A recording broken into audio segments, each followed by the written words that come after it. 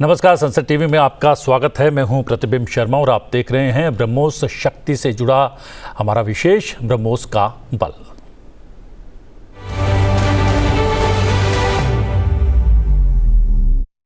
रक्षा मंत्री राजनाथ सिंह ने हाल ही में उत्तर प्रदेश में डिफेंस इंडस्ट्रियल कॉरिडोर में ब्रह्मोस सुपरसोनिक क्रूज मिसाइल निर्माण इकाई का लखनऊ में उद्घाटन किया। अपने उद्घाटन संबोधन में रक्षा मंत्री ने स्पष्ट किया कि ब्रह्मोस सुपरसोनिक क्रूज मिसाइल का ये निर्माण इकाई यूपी का गौरव होगी और ये इकाई आत्मनिर्भर भारत को मजबूती प्रदान करेगी। हमारा सपना है कि उत्तर प्रदेश दुनिया के टॉप डिफेंस प्रोडक्शन और एक्सपोर्ट डेस्टिनेशन के रूप में जाना जाए। आज जो ब्रह्मोस फैसिलिटी शुरू हो रही है, मैं समझता हूं वह यूपी डिफेंस कॉरिडोर का यह गौरव होगा। यह सिर्फ उत्तर प्रदेश का ही नहीं बल्कि देश का सबसे बड़ा BrahMos integration and testing facility centre है। यह रक्षा क्षेत्र में भारत की आत्मनिर्भरता के प्रयास को भी मजबूती प्रदान करेगा। जी हाँ, दो विशेषज्ञ मेहमान वर्चुअली हमारे साथ जुड़े हुए हैं। इस पूरे विषय पर अपनी जानकारी हमारे साथ साझा करने के लिए विलियम सेलमूर्ति हैं, पूर्व मुख्य नियंत्रक DRDO, हमारे साथ मौजूद हैं। एयर मार्शल सेवानिवृत्त रवि गोपाल कृष्ण कपूर जी भी रक्षा विशेषज्ञ के तौर पर हमारे साथ कार्यक्रम में मौजूद हैं। आप दोनों का बहुत बहुत स्वागत है। हम आपको बता दें कि जो लखनऊ में नई ब्रह्मोस मिसाइल उत्पादन फैसिलिटी शुरू हुई है, भारत की स्वदेशी रक्षा क्षमता को तो मजबूत करेगी ही। ये यूनिट प्रतिवर्ष 80 से 100 ब्रह्मोस मिसाइल का निर्माण करने वाली है। 300 करोड़ रुपए की लागत से बनी इस यूनिट में ब्रह्मोस मिसाइल बनाई जाएगी जो 290 से 400 किलोमीटर की रेंज और 2.8 मैक की गति से सटीक हमला कर पाएगी।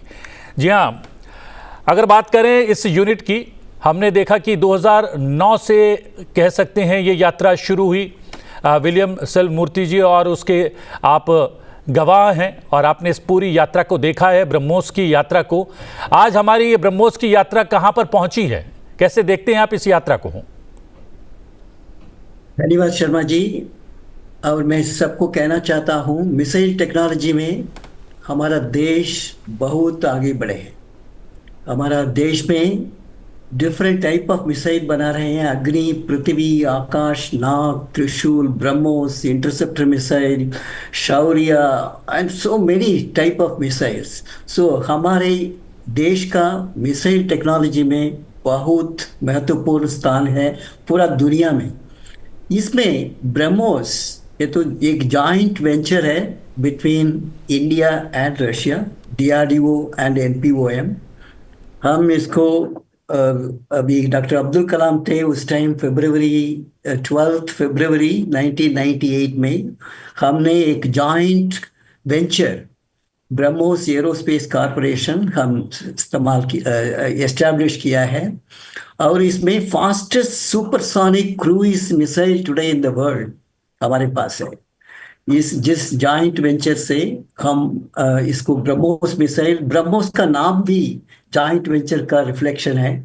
ब्रह्मपुत्रा हमारा रिवर है और मॉस्कवा वो रशिया में एक रिवर है। ये दोनों कॉन्फ्लुएंस होके जॉइंट वेंचर बन के, जिसमें हमारा शेयर से 50.5 और रशिया का शेयर है, NPOM का शेयर है 49.5। सो ये जॉइंट वेंचर है। ये फास्टेस्ट सुपरसोनिक क्रूइज मिसाइल है। इसका स्पीड वेलोसिटी बोलते हैं इसको 290 किलोमीटर पहले MTCR की तरह हमने इसको बनाया है, मगर इसका कैपेबिलिटी अभी 800 किलोमीटर तक जा सकता है। इस कैपेबिलिटी है। सो ये भी हम वो टेस्ट कर रहे हैं और इसलिए इसका रेंज बहुत दूर है और इसका वेलोसिटी है मोर देन 3 मैक, मतलब साउंड का वेलोसिटी हो जिससे 3 गुना ये बड़ा है। इसको एब्सोल्यूट टर्म्स में इट इज 0.343 किलोमीटर पर सेकेंड, इतना फास्ट जा सकता है। और इसका स्पेशल फीचर है स्टेल्थ कैपेबिलिटी। वो दूसरा एनिमी कंट्रीज, एडवर्सरी कंट्री इसको रडार स्क्रीन में वो देख नहीं सकते हैं, क्योंकि इसका स्टेल्थ कैपेबिलिटी है। लोअर रडार सिग्नेचर्स ये मिसाइल देता है। और इसका एम्बेडेड सिस्टम, ये इसका कैपेबिलिटी है दी फायर एंड फॉरगेट। मतलब इसका एक बार फायर कर दिया, टारगेट दे दिया, इसको लॉन्च करके उसी टारगेट में जाएगा। इसका नेविगेशन सिस्टम या मोस्ट एडवांस नेविगेशन सिस्टम है, और ये सब यूनिक फीचर है। और इसलिए हम एक गर्व की बात है, हमारा देश ब्रह्मोस की जॉइंट वेंचर से ये सुपरसोनिक क्रूइज मिसाइल हमने डेवलप किया है। ये 2 स्टेज मिसाइल है। पहला स्टेज है सॉलिड स्टेट, मतलब इसका सॉलिड स्टेट प्रोपेलेंट इसको वो वेलोसिटी दे देता है।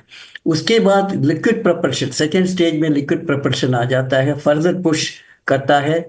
इसलिए वो पूरा क्रूइज में सुपरसोनिक स्पीड में जाएगा, from launch till the target is achieved. Supersonic cruise, supersonic speed में ये मिसाइल जा सकता है। ये पूरा तीनों सर्विसेज इस्तेमाल कर रहे हैं, आर्मी, नेवी, एयरफोर्स। इसको लैंड, एयर और water, surface as well as under water से भी लॉन्च कर सकते हैं। सो इसलिए ये कैपेबिलिटी है ना, ये ब्रह्मोस मिसाइल का बहुत बहुत महत्वपूर्ण है। और इस कोई भी देश हमें अटैक करने से पहले ये सोचेंगे, क्योंकि इसका दोनों capability tactical and strategic application भी है।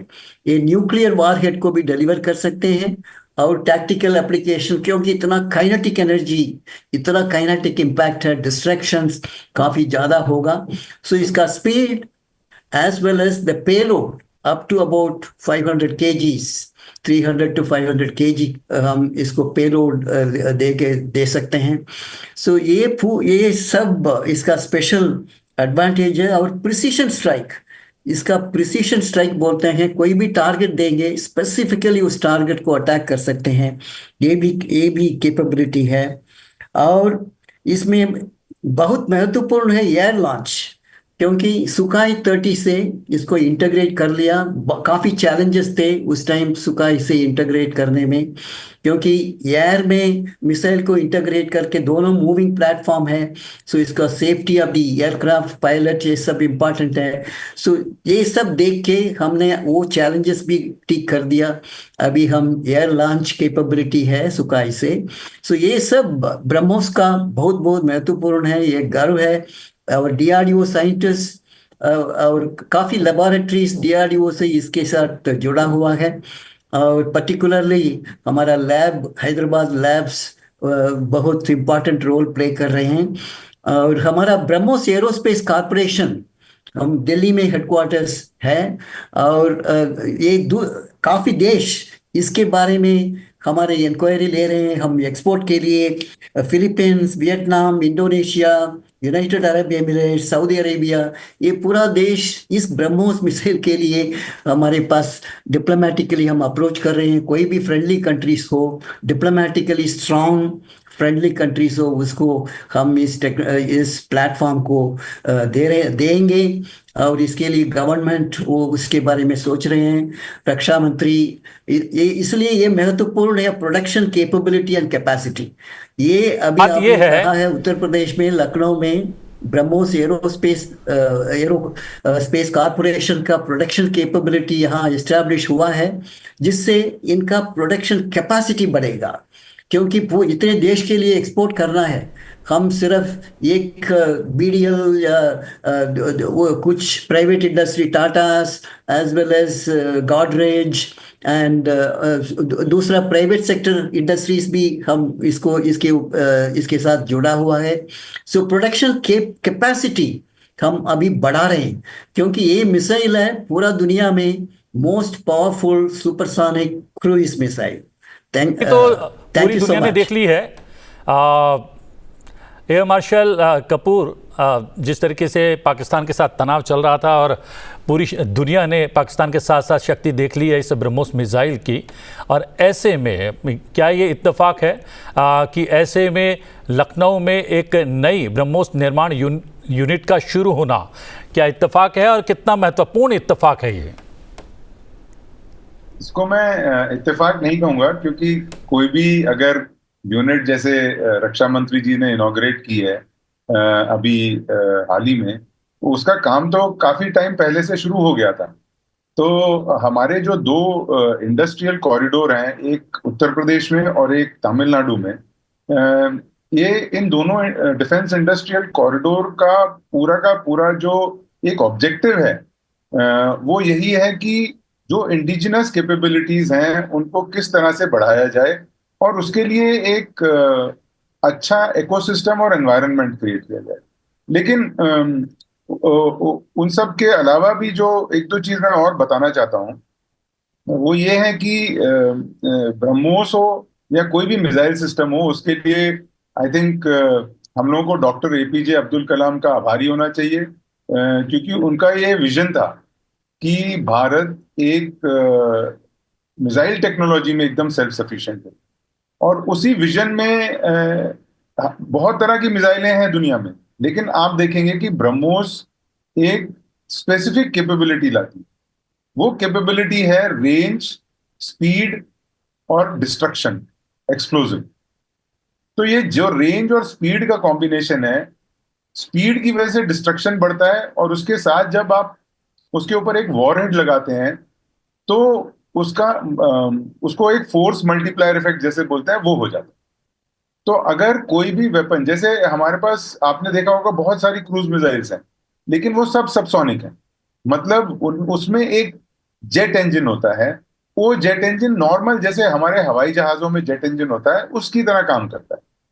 लेकिन ब्रह्मोस में जेट इंजन नहीं है, उसमें स्क्रैम जेट इंजन, जो कि लिक्विड प्रोपल्शन से चलता है। लिक्विड उसमें भी होता है, गैसोलीन जेट इंजन में भी होती है, लेकिन इसमें स्पेसिफिकेशन। तो अगर आप सोचे कि कोई एक प्रोजेक्टाइल आपको 3500 किलोमीटर की स्पीड पे इंपैक्ट करेगा, तो वो उसका एक्सप्लोजिव और उसका डिस्ट्रक्शन कैपेबिलिटी। तो ये सबसे बड़ी बात है ब्रह्मोस की। जहां तक और इसको अभी भारत में अभी भारतीय वायुसेना के Su-30 एयरक्राफ्ट में इंटीग्रेट किया गया है, क्योंकि Su-30 एयरक्राफ्ट का साइज इतना है और उसकी शेप ऐसी है और उसमें पॉसिबिलिटीज ऐसी हो जाती हैं कि वो एक हैवी वेपन ले जा सकता है।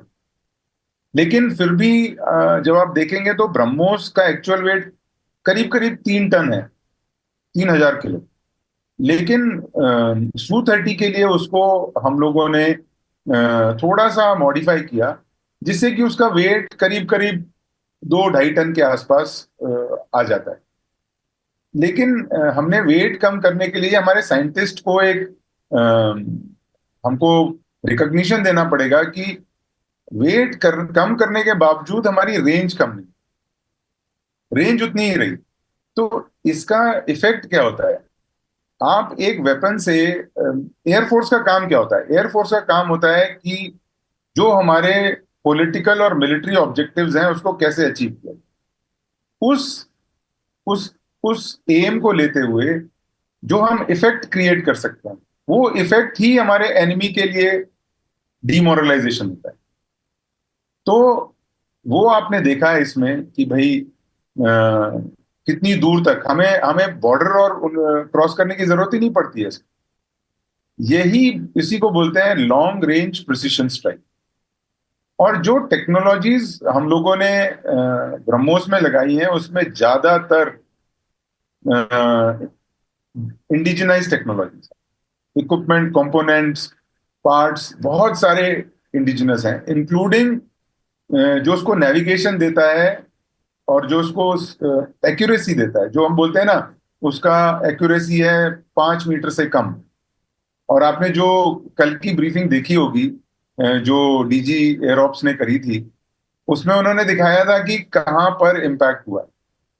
तो ये दिखाता है कि आज भारत में हम ऐसे वेपन्स बना सकते हैं जिससे हमें पाकिस्तान या किसी देश के अंदर घुस के मारने की जरूरत नहीं है, वेपन घुस के मारे, वो ज्यादा इंपॉर्टेंट है। और दूसरा देश जो है वो तबाह भी कर दिया ब्रह्मोस ने। और अमेरिकी रिपोर्ट्स की माने, अमेरिकी प्रेस रिपोर्ट्स की माने तो वहाँ पर शायद पाकिस्तान का न्यूक्लियर बेस भी था और उसको भी थोड़ा हिट किया है, और इसीलिए पाकिस्तान घुटनों पर आया और वो सीज फायर के लिए अमेरिका के दर पर पहुंच गया।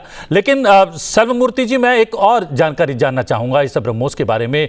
मैन्यूवरेबल तकनीक का भी इस्तेमाल किया गया है इसमें, यानी कि इस ब्रह्मोस मिसाइल को दागे जाने के बाद अपने लक्ष्य तक पहुंचने से पहले वो अपना मार्ग भी बदल सकती है, ये क्षमता भी है। ये क्या तकनीक है? इसको बोलते हैं नेविगेशन। इसको हाईली मैन्यूवरेबल ये मिसाइल है, क्योंकि काफी मिसाइल फिक्स्ड ट्रैजेक्टरी में जाता है। एक बार इसको टेक ऑफ कर दिया, फिक्स्ड डिटरमिन्ड ट्रैजेक्टरी में जाता है। ये मिसाइल है सुपरसोनिक क्रूइज मिसाइल होके भी इसको मैन्यूवरेबिलिटी है। एक बार टारगेट दे दिया, वो टारगेट को सीक करेगा, क्योंकि इसका सेंसर्स है, सीकर्स है, वो बोलते हैं सीकर्स। एक बार टारगेट दे दिया, नेविगेशन रूट दे दिया, इसको एम्बेडेड सॉफ्टवेयर्स है उसके ऊपर, इसको फ्लाइट पाथ रेफरेंस पॉइंट्स दे दिया, फिर इसको देख के चलता है और मैन्यूवरेबल टारगेट को भी चेंज भी कर सकते हैं।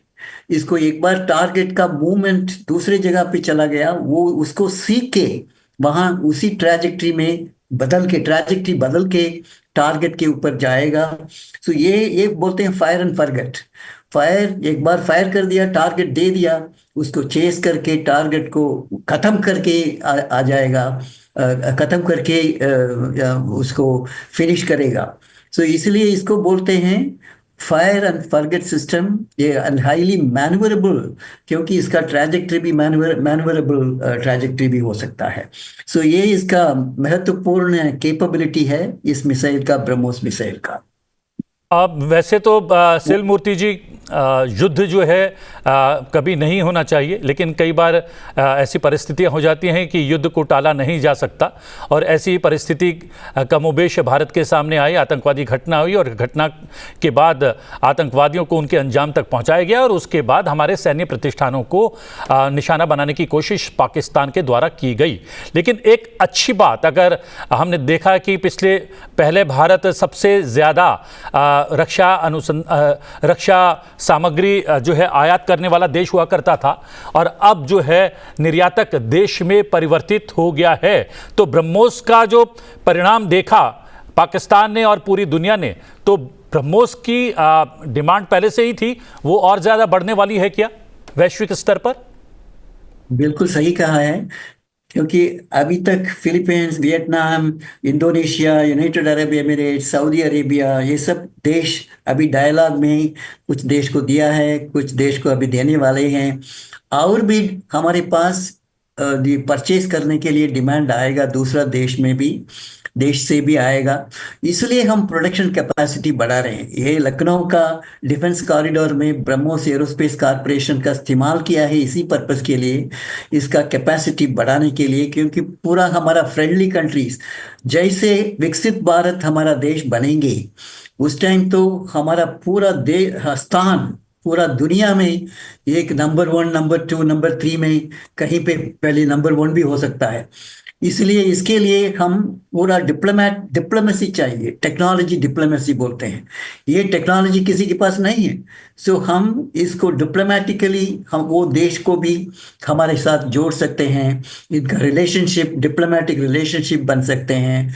सो इसलिए ये सब एक्सपोर्ट करने में सिर्फ पैसा की रेवेन्यू अर्निंग से मतलब नहीं है, दूसरा भी डिप्लोमेटिक रिलेशनशिप बनता है, हमारा देश के लिए एक स्थान मिलता है पूरा दुनिया में।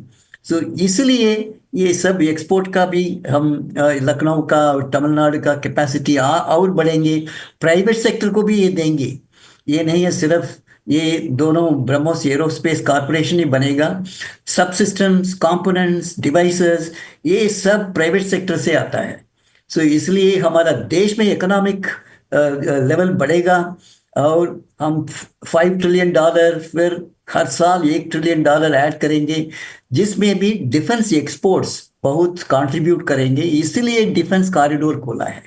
क्योंकि सिर्फ ब्रह्मोस नहीं है, और भी मिसाइल्स हम दूसरे देश के लिए देंगे, और दूसरा वेपन्स भी बनाएंगे, इसलिए डिफेंस कॉरिडोर भी बनाए हैं। सो आपने ठीक कहा है शर्मा जी, हम एक्सपोर्ट करेंगे, और ज़्यादा देश, अभी इसका टेक्नोलॉजी डेमोन्स्ट्रेशन भी हो गया, इस्तेमाल होके हम प्रिसीशन स्ट्राइक दिखा दिया कि इसका कोई भी टारगेट रीच करना है, stealth, low radar cross section, signatures, ये सब यूनिक फीचर्स है। और fastest supersonic cruise missile, payload capability, ये सब इस मिसाइल का बहुत बहुत महत्वपूर्ण स्थान देता है मिसाइल टेक्नोलॉजी में।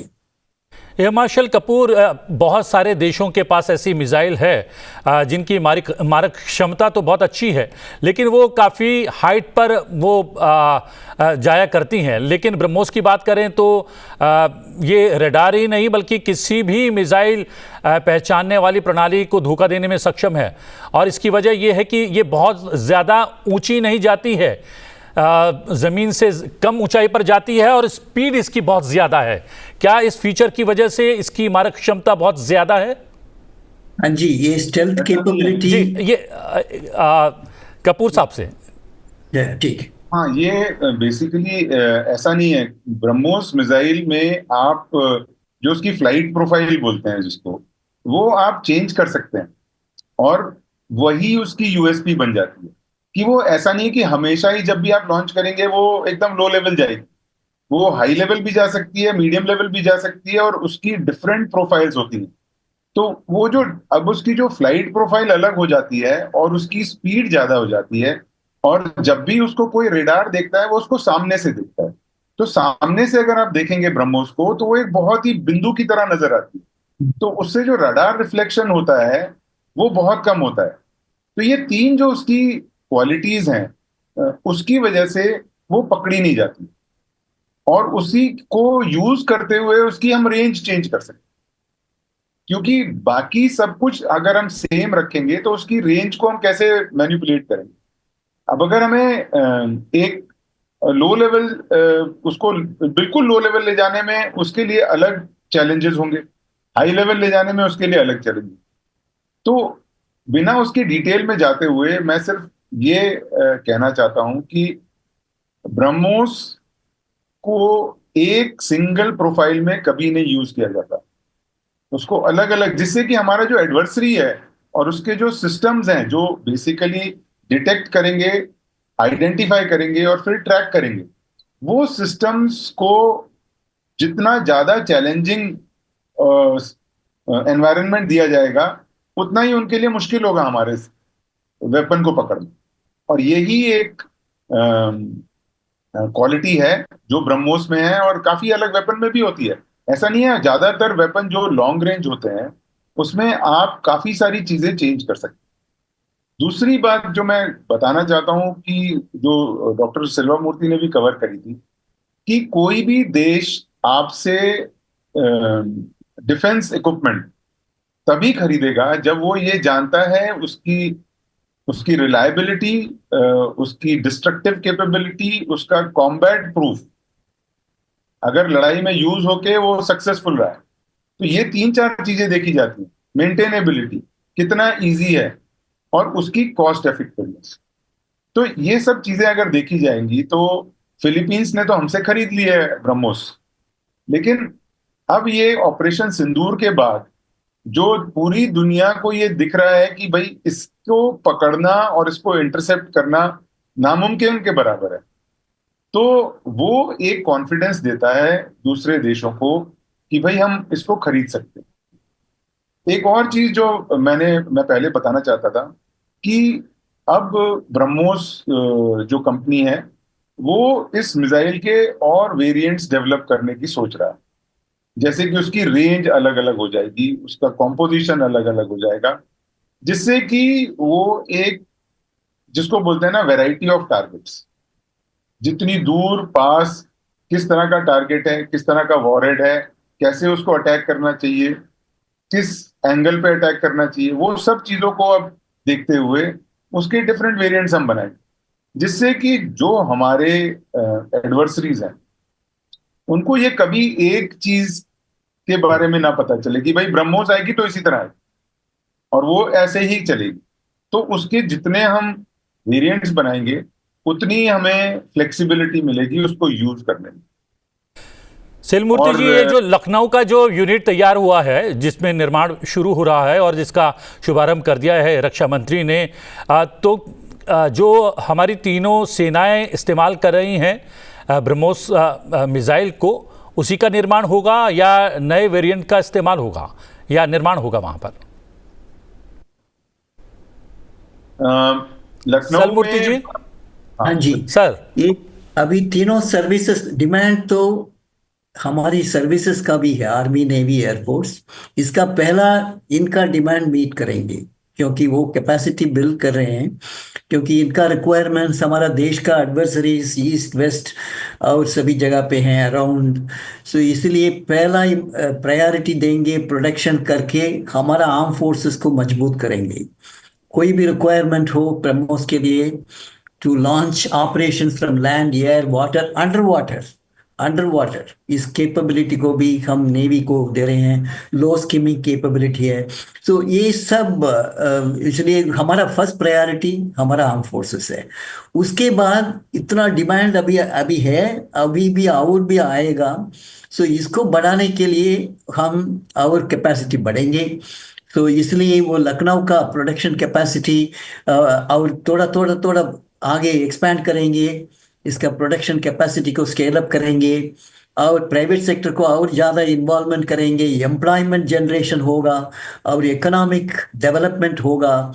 ये सब इसका स्पिन ऑफ है। एक साइड हमारा नेशनल सिक्योरिटी को मजबूत करता है और दूसरी तरह हमारा इकोनॉमी एम्प्लॉयमेंट जनरेशन, इसको भी ये एफर्ट अभी हमारा देश में और हमारा prime minister honourable Shri Narendra Modi ji ने बहुत काफ़ी पॉलिसीज लाए हैं, प्रोग्रेसिव पॉलिसी। इन्होंने इंपोर्ट में 500 सिस्टम्स, मेजर सिस्टम्स को बंद कर दिया। हमारा पास कैपेबिलिटी है, हम इसी से देश में ही बनाना है। तो ये कंपल्शन, सक्सेस बाय कंपल्शन बोलते हैं, ऐसा इसका मैंडेट डॉक्ट्रिन दे दिया, नेशनल इंडिजिनाइजेशन आत्मनिर्भर भारत। सो इसके लिए हमारा प्राइम मिनिस्टर बहुत सपोर्ट दे रहे हैं, हमारा डीआरडीओ के लिए, प्रोडक्शन एजेंसीज के लिए और हमारा स्टेट से मिलके हमारा उत्तर प्रदेश चीफ मिनिस्टर योगी जी, ये दोनों अभी उत्तर प्रदेश का बहुत एक्सपेंशन होगा डिफेंस कॉरिडोर में, डिफेंस प्रोडक्शंस आगे बढ़ेगा। सो मैं रक्षा मंत्री जी की भी धन्यवाद कहना चाहता हूँ। ये पूरा सपोर्ट हमारा डीआरडीओ के लिए और हमारा इंडिजिनाइजेशन एफर्ट के लिए मिलता है। हम अभी 2 स्कीम बना लिया, TDF टेक्नोलॉजी डेवलपमेंट फंड और आइडक्स, ये दोनों indigenous component systems device futuristic technologies development के लिए। कोई भी यूनिवर्सिटीज हो, कोई भी इंडस्ट्री हो, स्टार्टअप कंपनी हो, ये सब आके इसमें भाग ले सकते हैं। मैं इसको व्यूअर्स को ये कहना चाहता हूँ, ये नेशनल मिशन बनना चाहिए, डिफेंस टेक्नोलॉजी मिशन। इसलिए हमारा अमेठी यूनिवर्सिटी में भी एक अमेठी डिफेंस टेक्नोलॉजी मिशन हमने लॉन्च कर रहे हैं और हमारा Amethi institute of defence technology भी है हमारा इंस्टीट्यूट के अंदर। जैसे यूनिवर्सिटीज़ में ह्यूमन रिसोर्स डेवलप करना है, इसमें काम करना है, डिज़ाइन करना है, डेवलप करना है, प्रोटोटाइप इवैल्यूएशन करना है, documentation, maintenance, support, all this के लिए लोग चाहिए। सो इसलिए पूरा यूनिवर्सिटीज़, IITs, NITs, ये सब लोग मिलके human resource, skilled knowledgeable human resource defence corridor में काम करने के लिए भी प्रोडक्शन करना चाहिए। सो ये सब हमारा देश नेशनल मिशन होना चाहिए, ये नहीं है सिर्फ DRDO के लिए या आर्म फोर्सेस के लिए है। मैं सबको अपील करना चाहता हूँ, गवर्नमेंट पॉलिसीज, इसको हम इम्पिटस देने के लिए सभी लोग मिलके काम करना। कोई भी कैपेबिलिटी हो, दूसरे यूनिवर्सिटीज़ में, कॉलेजेस में, स्कूल्स में, इसको भी प्रमोट करना चाहिए, क्योंकि फिर हमारा देश लीडरशिप रोल में आ जाएगा डिफेंस टेक्नोलॉजीज में।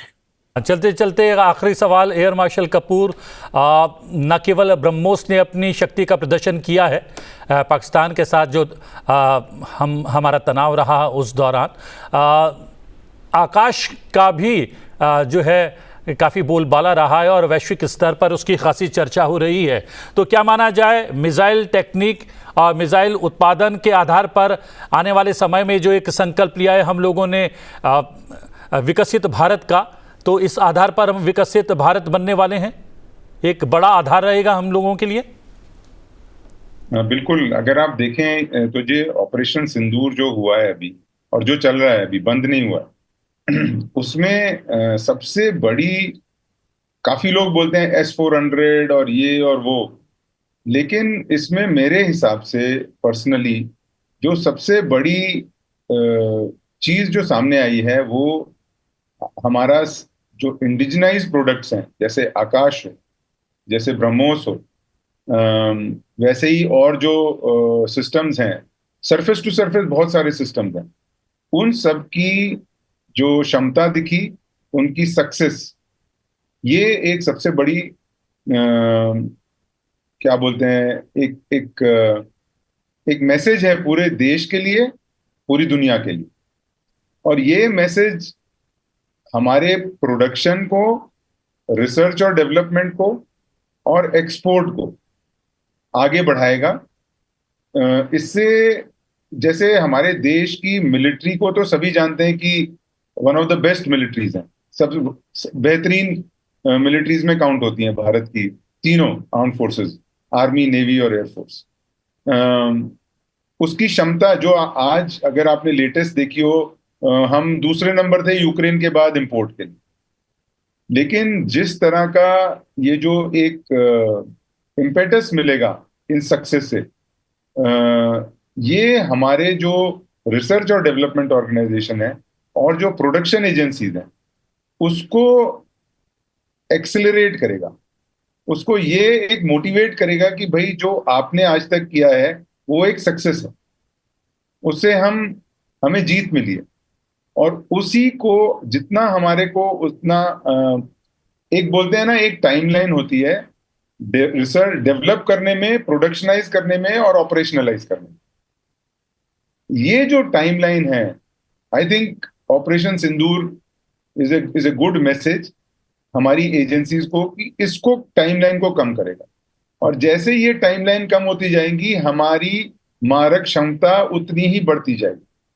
और सबसे बड़ी बात यह है कि हमारे स्वदेश में बने हुए हथियार, मिसाइल, टैंक, तमाम चीज़ें हमारी जो है सामरिक शक्ति को तो मजबूत करेंगे ही, बल्कि हमारे निर्यात को भी बढ़ाएंगे और राजस्व जो है देश में लेकर आएंगे और भारत को संकल्प से सिद्धि तक पहुंचाएंगे और एक विकसित राष्ट्र बनाएंगे। एयर मार्शल कपूर, आपका बहुत बहुत धन्यवाद जुड़ने के लिए, और साथ ही साथ विलियम सेलमूर्ति जी, आपका भी बहुत बहुत धन्यवाद समय निकालने के लिए। और इस विशेष में इतना ही, मुझे दीजिए आज्ञा, लेकिन देखते रहिए संसद टीवी। नमस्कार।